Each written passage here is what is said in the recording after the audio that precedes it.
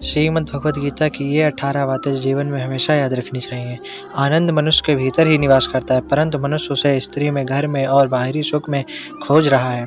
श्री कृष्ण कहते हैं कि भगवान की उपासना केवल शरीर से नहीं बल्कि मन से करनी चाहिए। भगवान का बंधन उन्हें प्रेम बंधन में बांधता है। मनुष्य की वासना ही उसके पूर्वजन्म का कारण होती है।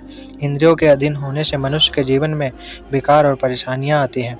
संयम यानी धैर्य, सदाचार, स्नेह और सेवा जैसे गुण सत्संग के बिना नहीं आते। श्री कृष्ण कहते हैं कि मनुष्य को वस्त्र बदलने की आवश्यकता नहीं है, आवश्यकता हृदय परिवर्तन की है। जवानी में जिसने ज़्यादा पाप किए हैं उसे बुढ़ापे में नींद नहीं आती। भगवान ने जिसे संपत्ति दी है उसे गाय अवश्य रखनी चाहिए।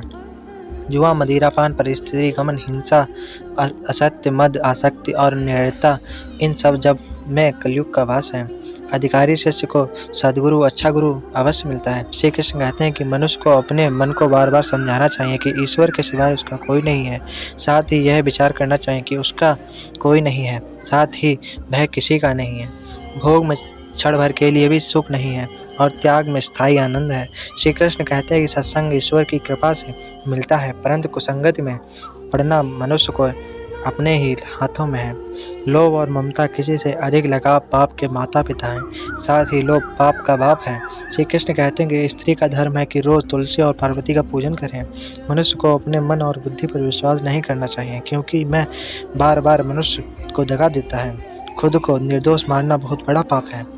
यदि पति पत्नी को पवित्र जीवन बिताएं तो भगवान पुत्र के रूप में उनके घर आने की इच्छा रखते हैं। भगवान इन सभी कसौटियों पर कसकर जांच परख कर ही मनुष्य को अपनाते हैं।